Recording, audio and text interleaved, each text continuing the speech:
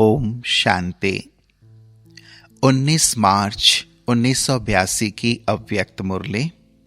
Heading है कर्म आत्मा का दर्शन कराने का दर्पण। कर्मों की गुह्य गति को जानने वाले बाप दादा बोले, आज सर्वशक्तिवान बाप अपनी शक्ति सेना को देख हर्षित हो रहे हैं। हर एक मास्टर सर्वशक्तिवान आत्माओं ने सर्व शक्तियों को कहां तक अपने में धारण किया है। विशेष शक्तियों को अच्छी तरह से जानते हो और जानने के आधार पर चित्र बनाते हो। यह चित्र चैतन्य स्वरूप की निशानी है, श्रेष्ठता अथवा महानता। हर कर्म श्रेष्ठ महान है। इससे सिद्ध है कि शक्तियों को चरित्र अर्थात कर्म में लाया है। निर्बल आत्मा है व शक्तिशाली आत्मा है, सर्वशक्ति संपन्न है व शक्ति स्वरूप संपन्न है। यह सब पहचान कर्म से ही होती है, क्योंकि कर्म द्वारा ही व्यक्ति और परिस्थिति के संबंध व संपर्क में आते हैं। इसलिए नाम ही है कर्म क्षेत्र, कर्म संबंध, कर्मेंद्रियां, कर्म भोग, कर्म योग। तो इस साकार वतन की विशेषता ही कर्म है। जैसे निराकार वतन की विशेषता कर्मों से अतीत अर्थात न्यारे हैं, ऐसे साकार वतन अर्थात कर्म। कर्म श्रेष्ठ है तो श्रेष्ठ प्रालब्ध है। कर्म भ्रष्ट होने के कारण दुख की प्रालब्ध है, लेकिन दोनों का आधार कर्म है। कर्म आत्मा का दर्शन कराने का दर्पण है। कर्म रूपी दर्पण द्वारा अपनी शक्ति स्वरूप को जान सकते हो। अगर कर्म द्वारा कोई भी शक्ति का प्रत्यक्ष रूप दिखाई नहीं देता तो कितना भी कोई कहे कि मैं मास्टर सर्वशक्तिवान हूं, लेकिन कर्म क्षेत्र पर रहते कर्म में नहीं दिखाया तो कोई मानेगा? जैसे कोई बहुत होशियार योद्धा हो, युद्ध में बहुत होशियार हो, लेकिन युद्ध के मैदान में दुश्मन के आगे युद्ध नहीं कर पाए और हार खा ले, तो कोई मानेगा कि यह होशियार योद्धा है? ऐसे अगर अपनी बुद्धि में समझते रहें कि मैं शक्ति स्वरूप हूं, लेकिन परिस्थितियों के समय, संपर्क में आने के समय, जिस समय जिस शक्ति की आवश्यकता है उस शक्ति को कर्म में नहीं लाते, तो कोई मानेगा कि यह शक्ति स्वरूप है? सिर्फ बुद्धि तक जानना वह हो गया घर बैठे अपने को होशियार समझना, लेकिन समय पर स्वरूप न दिखाया, समय पर शक्ति को कार्य में नहीं लगाया, समय बीत जाने के बाद सोचा तो शक्ति स्वरूप कहा जाएगा? यही कर्म में श्रेष्ठता चाहिए। जैसा समय वैसी शक्ति कर्म द्वारा कार्य में लगावें। तो अपने आप को सारे दिन की कर्म लीला द्वारा चेक करो कि हम मास्टर सर्वशक्तिवान कहां तक बने हैं। विशेष कौन सी शक्ति समय पर विजय बनाती है और विशेष कौन सी शक्ति की कमजोरी बार बार हार खिलाती है। कई बच्चे अपनी कमजोर शक्ति को जानते भी हैं। कभी कोई धारणा युक्त संगठन होता या अपने स्वपुरुषार्थियों का वायुमंडल होता तो वर्णन भी करेंगे, लेकिन साधारण रीति में। मेजॉरिटी अपनी कमजोरी को दूसरों से छिपाने की कोशिश करते हैं। समय पर कोई सुनाते भी हैं, फिर भी उसी कमजोरी के बीज को कम पहचानते हैं। ऊपर ऊपर से वर्णन करेंगे, बाहर के रूप के विस्तार का वर्णन करेंगे, लेकिन बीज तक नहीं जाएंगे। इसलिए रिजल्ट क्या होती है? उस कमजोरी के ऊपर की शाखाएं तो काट देते हैं, इसलिए थोड़ा समय तो समाप्त अनुभव होती है, लेकिन बीज होने के कारण कुछ समय के बाद परिस्थितियों का पानी मिलने से फिर उसी कमजोरी की शाखा निकल आती है।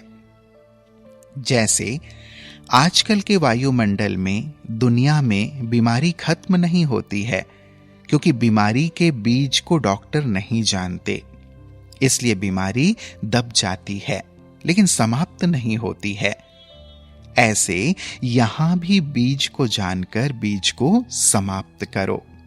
कई बीज को जानते भी हैं लेकिन जानते हुए भी अलबेलेपन के कारण कहेंगे हो जाएगा, एक बार से थोड़े ही खत्म होगा, समय तो लगता ही है। ऐसे ज्यादा समझदारी कर लेते हैं। जिस समय पावरफुल बनना चाहिए उस समय नॉलेजफुल बन जाते हैं। लेकिन नॉलेज की शक्ति है, उस नॉलेज को शक्ति रूप में यूज नहीं करते, पॉइंट के रूप से यूज करते हैं। लेकिन हर एक ज्ञान की पॉइंट शस्त्र है, उसे शस्त्र के रूप से यूज नहीं करते। इसलिए बीज को जानो। अलबेलेपन में आकर अपनी संपन्नता में व संपूर्णता में कमी नहीं करो। और अगर बीज को जानने के बाद स्वयं में जानने की शक्ति अनुभव करते हो लेकिन भस्म करने की शक्ति नहीं समझते हो तो अन्य ज्वाला स्वरूप श्रेष्ठ आत्माओं का भी सहयोग ले सकते हो, क्योंकि कमजोर आत्मा होने के कारण डायरेक्ट बाप द्वारा कनेक्शन और करेक्शन नहीं कर पाते। तो सेकेंड नंबर श्रेष्ठ आत्माओं का सहयोग ले, स्वयं को वेरीफाई कराओ। वेरीफाई होने से सहज प्यूरिफाई हो जाएंगे। तो समझा क्या चेक करना है और कैसे चेक करना है?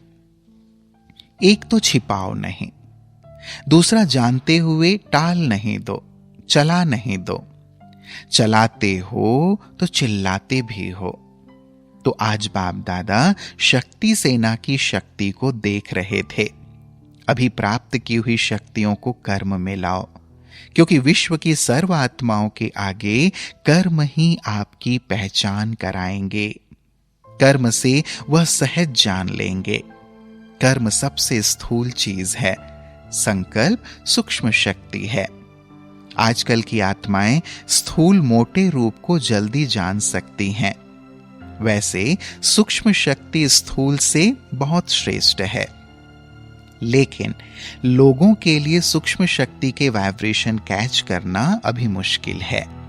कर्म शक्ति द्वारा आपकी संकल्प शक्ति को भी जानते जाएंगे। मनसा सेवा कर्मणा से श्रेष्ठ है। वृत्ति द्वारा वृत्तियों को, वायुमंडल को परिवर्तन करना, यह सेवा भी अति श्रेष्ठ है। लेकिन इससे सहज कर्म है। उसकी परिभाषा तो पहले भी सुनाई है, लेकिन आज इस बात को स्पष्ट कर रहे हैं कि कर्म द्वारा शक्ति स्वरूप का दर्शन अथवा साक्षात्कार कराओ तो कर्म द्वारा संकल्प शक्ति तक पहुंचना सहज हो जाएगा। नहीं तो कमजोर कर्म सूक्ष्म शक्ति बुद्धि को भी, संकल्प को भी नीचे ले आएंगे। जैसे धरनी की आकर्षण ऊपर की चीज को नीचे ले आती है, इसलिए चित्र को चरित्र में लाओ। अच्छा, ऐसे हर शक्ति को कर्म द्वारा प्रत्यक्ष दिखाने वाले, अपने शक्ति स्वरूप द्वारा सर्वशक्तिवान बाप को प्रत्यक्ष करने वाले, सदा परखने और परिवर्तन शक्ति स्वरूप, सदा चरित्र द्वारा विचित्र बाप का साक्षात्कार कराने वाले ऐसे मास्टर सर्वशक्तिवान श्रेष्ठ कर्मकर्ता शक्ति स्वरूप आत्माओं को बाप दादा का याद प्यार और नमस्ते। हम बच्चों का भी प्राणेश्वर बाप दादा को याद प्यार और नमस्ते नमस्ते नमस्ते बाबा। फिर प्यारे बाबा ने पार्टियों के साथ मुलाकात की। पहली पार्टी माया के मेहमान निवाजी की रिजल्ट है उदासी। सदा अपने को बाप दादा के साथी समझते हो? जब सदा बाप का साथ अनुभव होगा तो उसकी निशानी है सदा विजयी। अगर ज्यादा समय युद्ध में जाता है, मेहनत का अनुभव होता है, तो इससे सिद्ध है बाप का साथ नहीं। जो सदा साथ के अनुभवी हैं वो मोहब्बत में लवलीन रहते हैं। प्रेम के सागर में लीन आत्मा किसी भी प्रभाव में आ नहीं सकती। माया का आना यह कोई बड़ी बात नहीं, लेकिन वह अपना रूप ना दिखाए। अगर माया की मेहमान निवाजी करते हो तो चलते चलते उदासी का अनुभव होगा। ऐसे अनुभव करेंगे जैसे ना आगे बढ़ रहे हैं ना पीछे हट रहे हैं। पीछे भी नहीं हट सकते, आगे भी नहीं बढ़ सकते। यह माया का प्रभाव है। माया की आकर्षण उड़ने नहीं देती। पीछे हटने का तो सवाल ही नहीं, लेकिन अगर आगे नहीं बढ़ते तो बीज को परखो और उसे भस्म करो। ऐसे नहीं चल रहे हैं, आ रहे हैं, सुन रहे हैं, यथाशक्ति सेवा कर रहे हैं, लेकिन चेक करो कि अपनी स्पीड और स्टेज की उन्नति कहां तक है। अच्छा, दूसरी पार्टी। महाप्रसाद वही बनता जो एक धक से बाप पर बलि चढ़े। सभी बच्चे जीवन मुक्त स्थिति का विशेष वर्षा अनुभव करते हो। जीवन मुक्त हो या जीवन बंद, ट्रस्टी अर्थात जीवन मुक्त, तो मरजीवा बने हो या मर रहे हो। कितनी साल मरेंगे? भक्ति मार्ग में भी जड़ चित्र को प्रसाद कौन सा चढ़ता है? जो झाटकू होता है। चिलचिलाकर मरने वाला प्रसाद नहीं होता। बाप के आगे प्रसाद वही बनेगा जो झाटकू होगा। एक धक से चढ़ने वाला, सोचा, संकल्प किया, मेरा बाबा, मैं बाबा का, तो झाटकू हो गया। संकल्प किया और खत्म, लग गई तलवार।